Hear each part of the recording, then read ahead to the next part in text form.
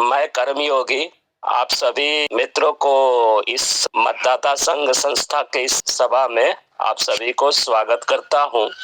तो आइए मित्रों, एक हम गंभीर विषय भी लेके हम आए हैं और गंभीर विषय यह है कि मित्रों, हम स्पष्ट तौर से हम देख रहे हैं कि हमारे भारत भूमि की अस्तित्व खतरे में है और वो खतरे में क्यों है, तो उसी पे ही हम बात करेंगे और वो कैसे है।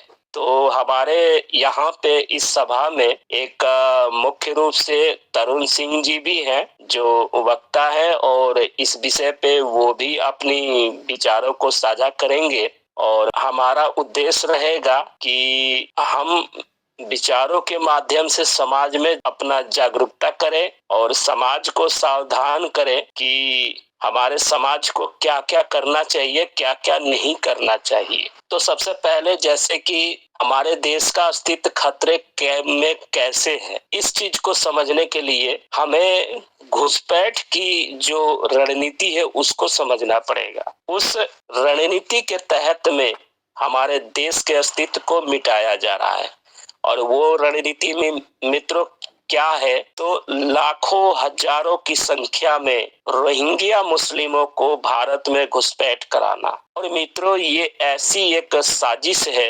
कि ये बहुत वर्षों से चली आ रही है और इस घुसपैठ को करवाने के पीछे वो लोग कौन है, उनका मकसद क्या है, इन सब गतिविधियों को हमें समझना होगा। इन घुसपैठियों को संरक्षण देने का कारण क्या है और क्यों किया जा रहा है। प्रथम मित्रों, इसका जो कारण स्पष्ट दिखाई देता है कि हमारे देश को डेमोक्रेसी को चेंज करके इस्लामिक राष्ट्र बनाना। वो इस्लामिक राष्ट्र ये कि इस देश को जो सन 1947 के समय एक धोखे के साथ में कुछ जनसंख्या जो यहाँ पे रह गई थी, उसको रहने का एक कारण ये था कि जो संस्कृति है उनका, जो कुरान है वो स्पष्ट कहता है कि पूरा विश्व इस्लाम के छत्र छाया में आना चाहिए और जब तक पूरा विश्व इस्लाम की छत्र छाया में नहीं आता तब तक ले जिहाद करना पड़ेगा। और ये मित्रों 1400 वर्ष से चला आ रहा है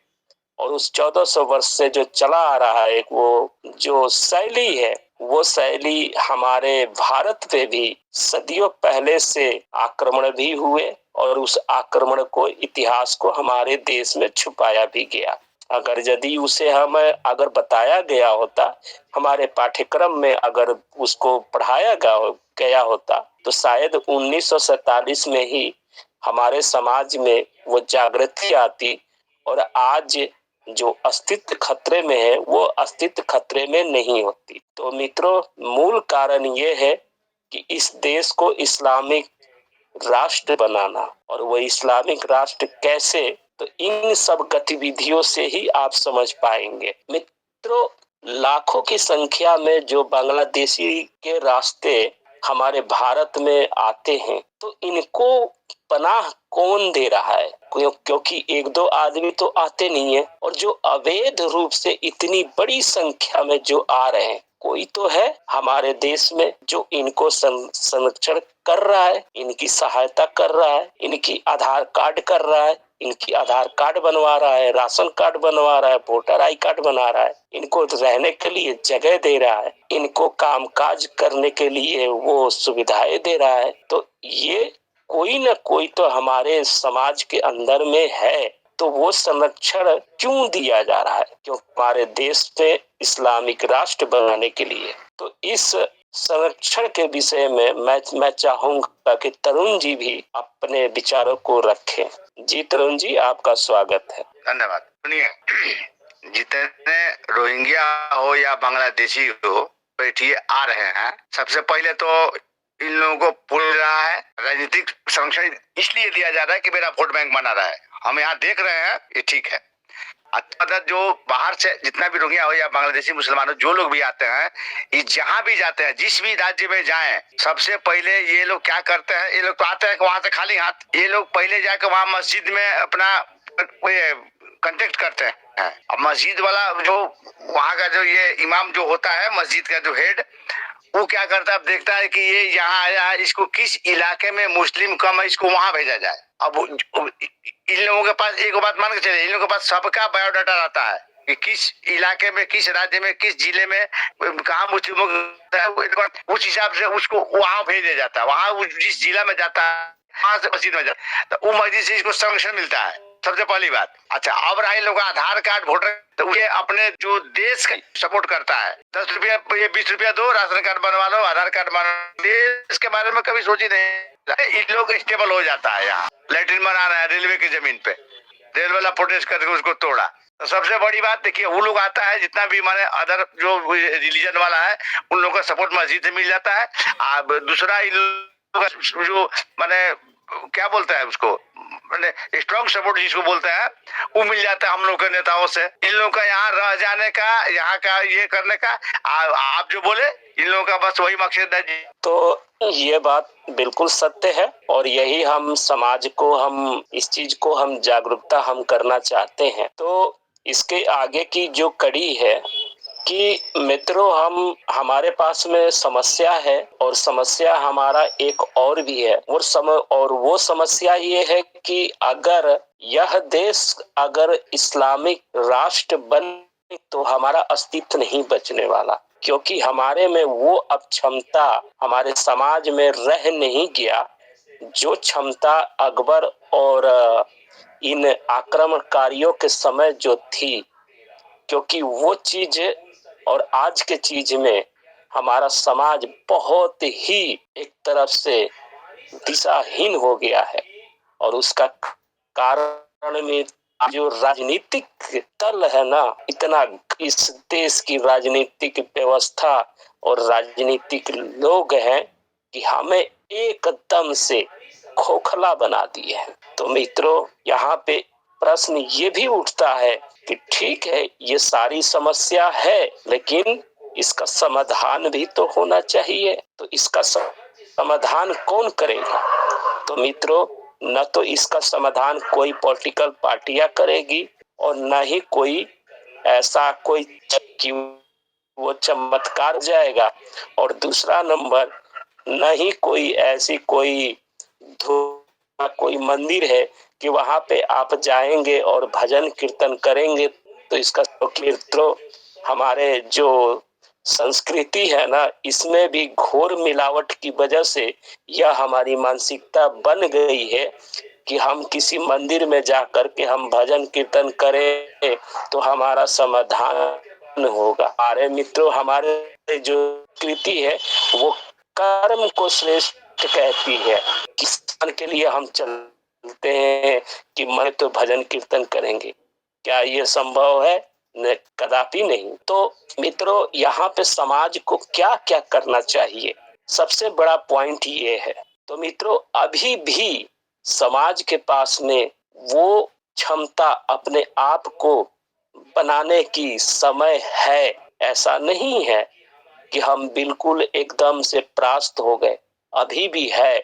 लेकिन यदि अब अगर हम तरफ में अगर नहीं गए तो यकीन मानिए कि हमारे बाद जो उनके पास कोई विकल्प नहीं रहेगा, उनके पास में यह भी समय नहीं रहेगा। तो सर्वप्रथम हमें क्या करना चाहिए, हमारे समाज को क्या क्या करना चाहिए?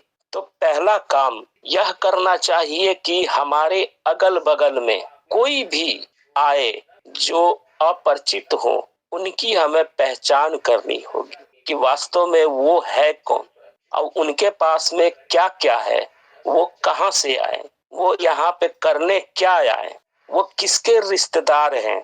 ये काम हमारे समाज में हमें अपने घर के अगल बगल में इस चीज की निगरानी करनी होगी। दूसरा नंबर, यदि हमारे अगल बगल में ऐसी गतिविधियों के लोग जो मिले कि भाई ये तो रोहिंग्या हैं, तो हमें यहाँ पे एक महत्वपूर्ण काम करना होगा, और उस चीज को हम, उस रणनीति को हम यहाँ सार्वजनिक हम नहीं कर सकते, वो हम अपने संस्था के माध्यम से बिल्कुल उस चीज को बताएंगे, क्योंकि इतनी बारीकियों को रखना भी उचित नहीं है।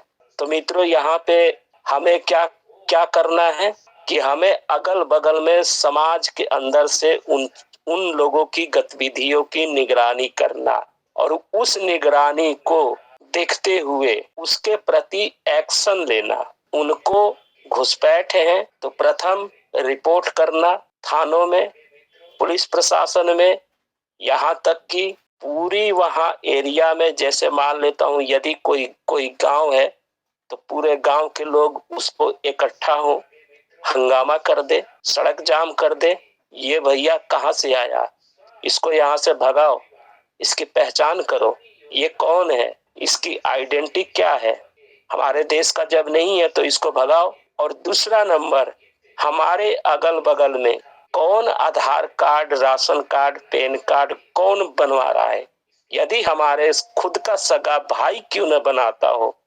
अगर वो ऐसे लोगों को अगर आधार कार्ड या किसी भी प्रकार की आईडी बनाता हो तो उसकी स्वागत जूतों से आप करिए। वहां पे ये मत देखिए कि ये मेरा भाई है। वहां पे आप उस महाभारत के रणभूमि में धर्म युद्ध की आप ध्यान करिए। ये हमें दूसरा काम करना होगा। तो इस विषय पे अब मैं चाहूंगा कि तरुण सिंह जी भी अपना मत रखें। आप जैसे बोले उन लोगों को पहचान करिए, और यदि थोड़ा सा भी संदेह हो तो उन लोगों का बाइकाट कीजिए। मान लीजिए कोई छोटा मोटा बिजनेस शुरू किया, आप वहां से सामान खरीदना बंद कर दीजिए।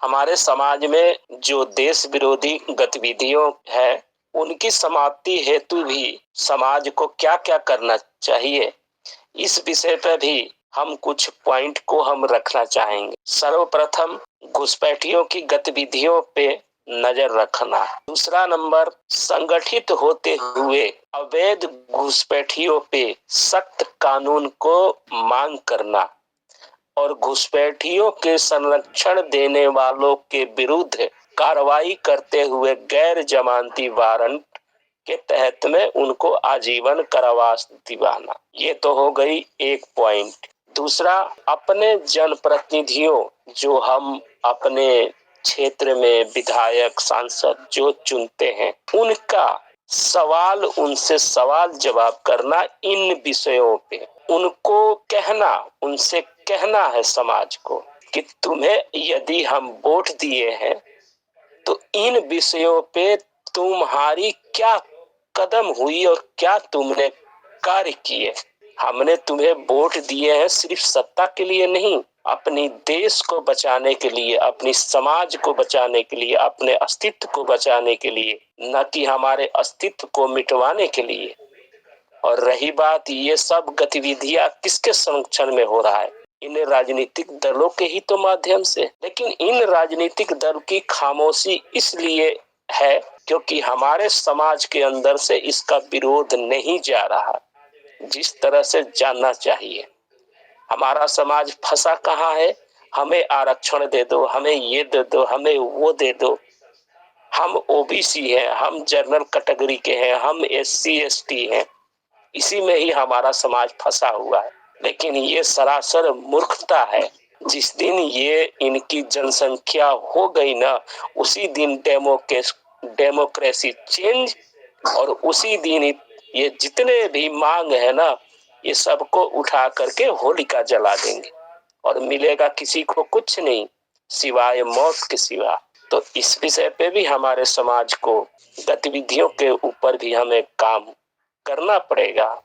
और हमारी संस्था तो यह सभी विषयों पे एक कानून बहुत ऐसे है जो हमारी संस्था जब रजिस्ट्रेशन के बाद से उस कानून की मांग करेगी। घुसपैठ पे, काला धन पे, कट्टरवाद पे, इसके बाद से जनप्रतिनिधियों पे बहुत सारे ऐसे विषय हैं जो हमारी संस्था इसको मुहिम चला करके, जागृति मिशन चला करके इस पे कार्य करेगी और कानून के तहत में। तो इस पॉइंट पे तरुण सिंह जी अगर कुछ कहना चाहते हैं तो अपना विचार रखिए, इसके बाद हम कार्यक्रम को समाप्त की तौर पे हम लेके चलेंगे। इसमें हम लोग जो जनप्रतिनिधि होंगे उन लोगों का भी जवाबदेही तय करना होगा कि आप लोगों को जवाब देना होगा, ये कैसे कैसे हो रहा है, कैसे हुआ, क्या ये प्रोसेस है आपका, जनप्रतिनिधि जवाबदेह होगा इसके लिए, ये को पॉइंट रखना ही पड़ेगा उसमें। जी बिल्कुल। अब इसी के साथ अब हम इस कार्यक्रम को हम समाप्त करते हैं और पुनः हम अगला बार और विषय लेके आएंगे। और हमारा अंतिम संदेश यही है कि समाज में जागृति आए और अपने राष्ट्र, अपने संस्कृति, अपना अस्तित्व के बचाने हेतु आप सभी समाज के जितने भी सदस्य हैं वो सभी कृपया करके संगठित हो और कुछ न कुछ अपना योगदान दें समाज में, कि ताकि हर गतिविधियों का समाधान हो सके, हर समस्याओं का समाधान हो सके। इसी के साथ आप सभी से विदा लेता हूँ। धन्यवाद, नमस्कार, जय हिंद, हर हर महादेव।